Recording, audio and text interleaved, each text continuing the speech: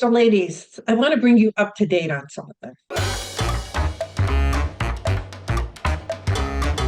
You know how I'm extremely, really focused in on my goals of my health.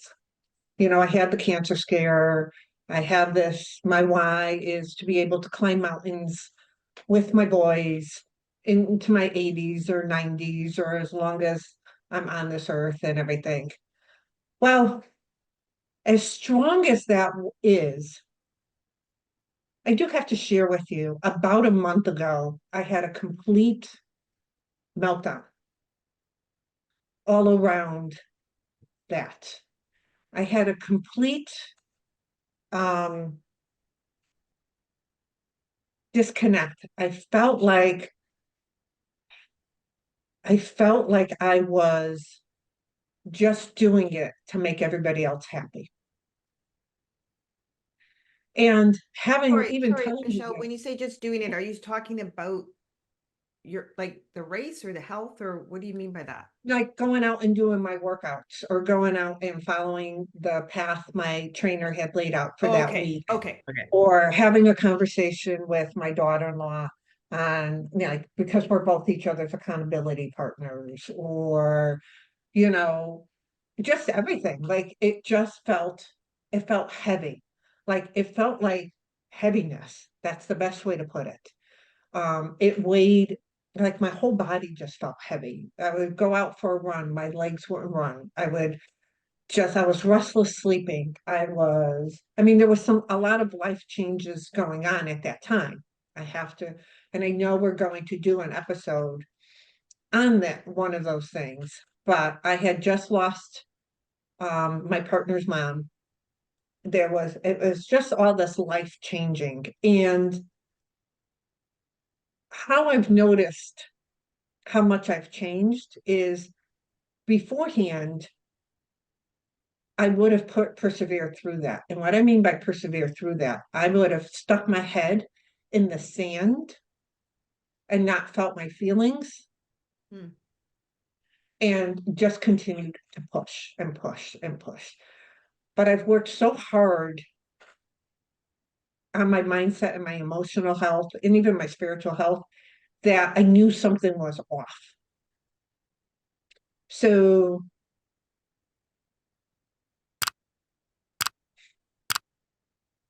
I know I'm not always like positive about stopping a goal, or you have to work through your barriers or where you hit a wall. And I did all that when it came to my race and everything. But what I was feeling was totally different. Like I really thought I was going to have a meltdown, like a nervous breakdown. And so I had a conversation with my daughter-in-law, and she asked me some wonderful questions. And that's what I love about having a really good accountability and support team, because they ask really, really like hard questions. And then 2 days later, I had to have a conversation with my trainer. So every month we would be on the phone, we would talk about what the plan is for the month, how I was feeling, where was my body, how's the nutrition, like all of that stuff. And mindset. We talked a lot on mindset.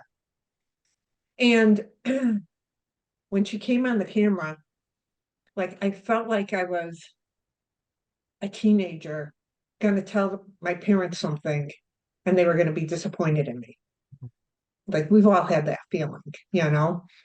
And I just started crying.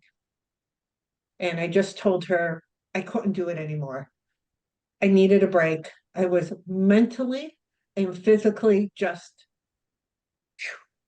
and when I think about it, besides training for my race, training before my race, battling the cancer, my race is over, now training to help my daughter-in-law in her race, like, it was like I was constantly on this treadmill.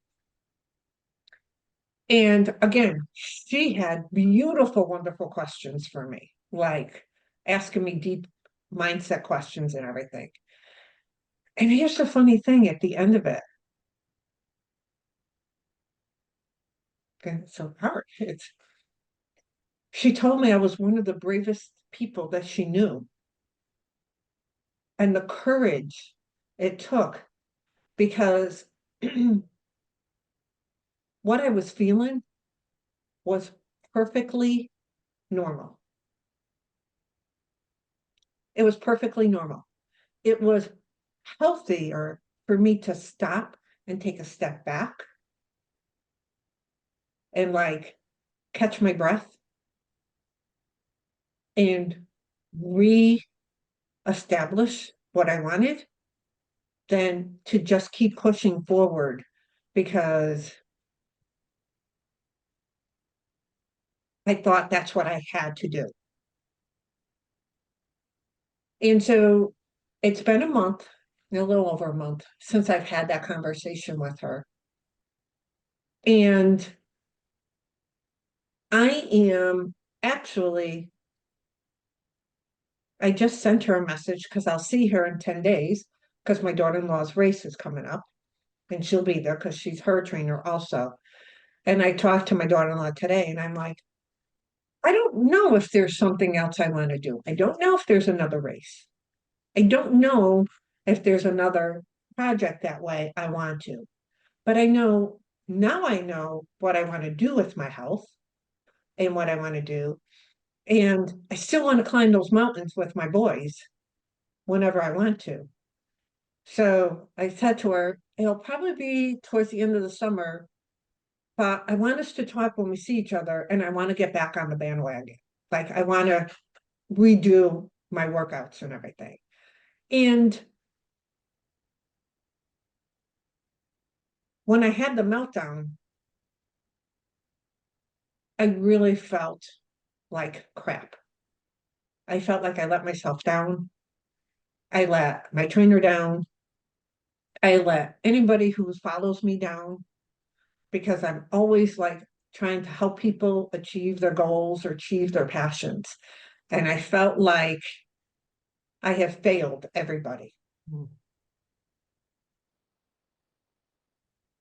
But what I learned was there are two types of backing away from, and you have to make sure what you're doing is right for what you needed. And I needed that at that point. That's what I needed. And I'm glad I did it. And now I'm excited about what I can do in the future. I wanted to share that with you guys and to anybody else, to a viewer, because we're always talking about goals. We're always talking about going for your purpose. We're always talking about, and I think we all three are still very strong components for that. Like that's our purpose. But there is a time and place sometimes to step back. Good on you, Michelle. Thank you. No, but seriously, because it really is like what are you saying to yourself when you're going, we always say listen to all this intuition and something's tweaking at you saying something's just not right. And we do tend to go, well, I better not reevaluate this. I better just no, I'm quitting. So I'm Yeah. failing, all of those words rather than going, no, I'm readjusting because this is not the thing working for me right now. And I think that does take a lot of courage. And that was the questions. I can't even remember the format of the questions, but the questions were driving towards, am I just quitting because I'm just tired of doing this? And I'm just like leave me alone. Or was there another deep-seated reason? Like, was there an issue with my mindset and my mental health and my physical health? Like, what was the reason why you're doing it? And both of them were able to pull that onion away. So when we got to that final answer, they were both like, yep, I can see you taking a break. I can. Now, here's the thing. I never stopped working out.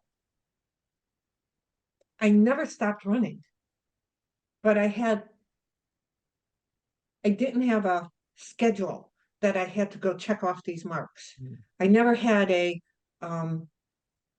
like Amber would say, to me, how are you doing or whatever, or are you, but there was never any accountability. Like we just took the accountability piece off. We just picked that piece up and put it over here. So there was that, that actually was the only thing that ended up missing because I love to go out. I love to work out. I love all of that. But there was no, I have to do it. Mm. So that is the commitment that was pulled away, you know? I think that's really important to understand as we are going for goals because there's a lot of the goals that we go for that are very long term, like they're kind of out there. And I think it's really important to recognize when we do need to not reevaluate the goal, but reevaluate the process that you're in order to be able to get to that final goal. Because Yep. whatever it is that we start off with, we think this is going to be the path and this is what it's going to look like to the final destination. But there is always going to be stuff thrown at us, Mhm. including ourselves and our own emotions and stuff that we're going to have to deal with that's going to make us take a step back and look at that and go, okay, for now, I need to do something different. I need to do that. But to honor that, like you said, Tracy, to honor that, Michelle, is the biggest gift that you gave yourself because there are so many of us that you create the goal and you're like, I can't deviate from this. This is the plan I came up with. This is what I have to do. No matter what's happening in my life, I have to do this to the detriment of yourself and ultimately the win at the end of getting the goal in the first place. Because as we've all talked about, the win at the end of the goal is very fleeting. It's very, okay, yay, I did it. And then it's over. It's like, okay, Right, you're finished with it. right, The real juice of the whole thing is in the destination of getting to that final result. That's where all the gold is. That's where all the fun is. That's where all of the stuff is going to happen. So to right. honor that feeling of I need a break. I can't do this. And all of the stuff that came up with that and to deal with that, oh, I'm going to disappoint people and I'm disappointing myself and my trainer and Amber and all of these people. That in and of itself for a lot of us would be like, oh no, I can't do it. I just have to keep going. There's other people counting on me. And it takes a lot of courage and a lot of guts to say, me first. Well, it was funny because I had the conversation also with my son, who's Amber's husband, and he's a little bit more, well, he's from he has that military mindset, you know, and he, I'm like, I can't anymore. I said, I also came to the realization, my partner and I, Pete and I did the 9 years we've been together, one of us has somehow have been caring for an elderly parent consistently. Mhm. No ifs, ands, or buts.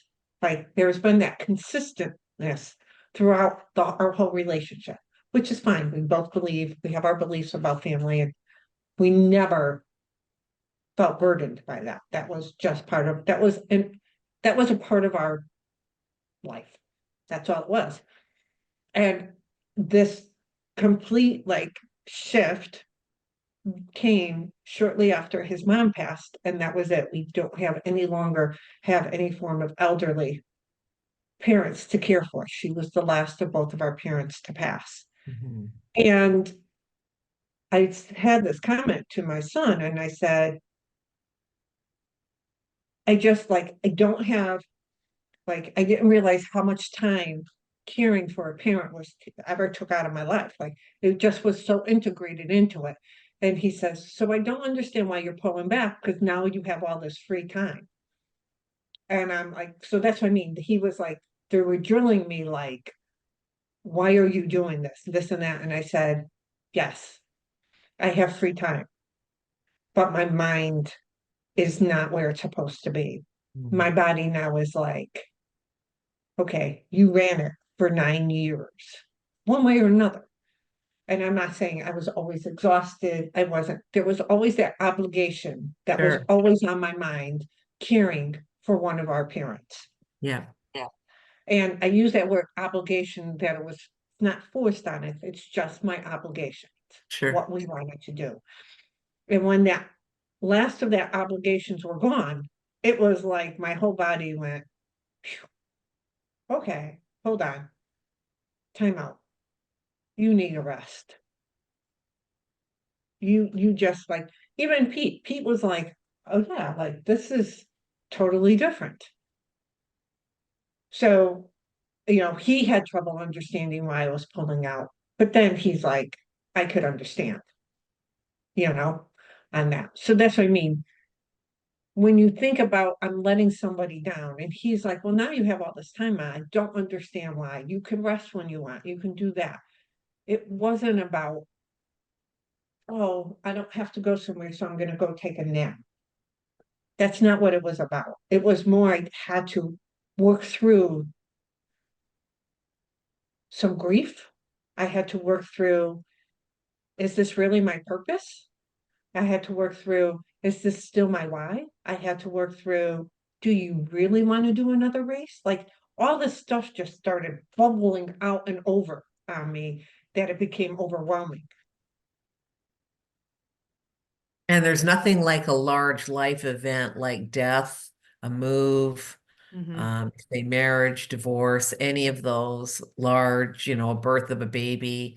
Yep. All of those things are those huge moments in our lives that tend to have us reevaluate whether we want to or not. It'll come in some form to make us actually sit back and take a look at what's happening. Right, right, right.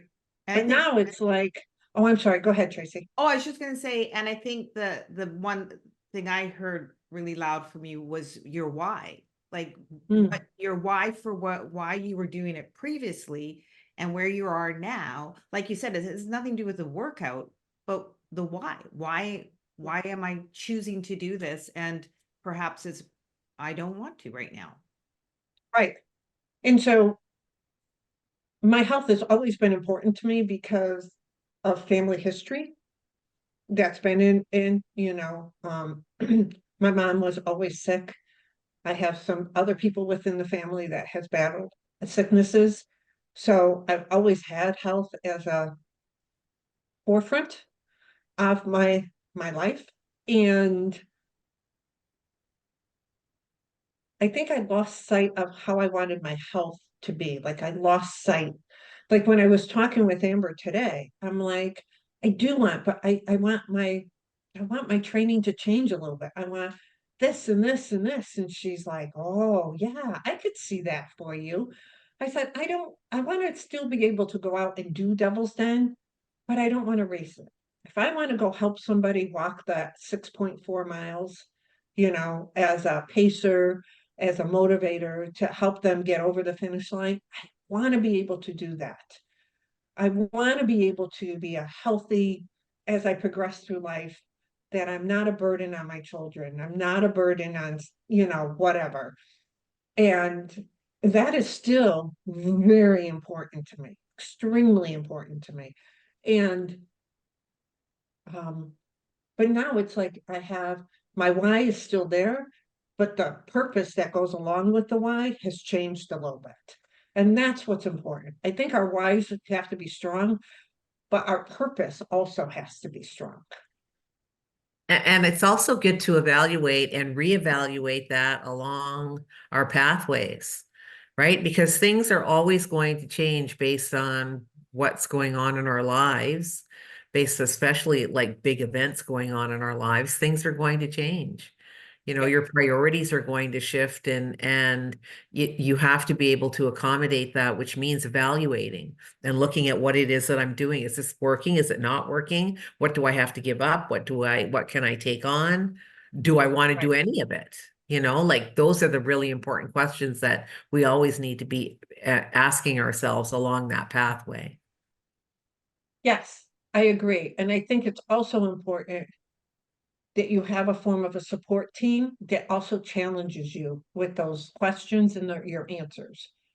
Because we can easily ask ourselves those questions and easily talk ourselves out of something. But when you have somebody who challenges your answers sometimes, and I'm not talking this huge, like you don't have to ask 17,000 people or ask everybody, but you should try to have somebody close that you can sit and have, and you don't even have to, you can still end up with the same answer.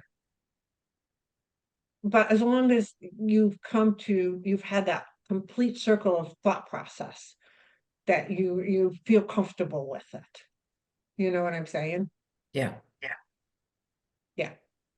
So I'm excited now. I'm excited because the pullback was good. And I'm glad I had a conversation with you guys on the other side of it.